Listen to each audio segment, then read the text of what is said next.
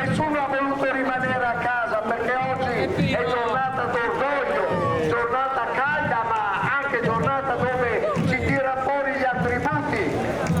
Esserci o non esserci, c'è una bella differenza. Essere qua oggi è atto di testimonianza, è atto di fede, è sottolineare come in questi 50 anni sì, il Friuli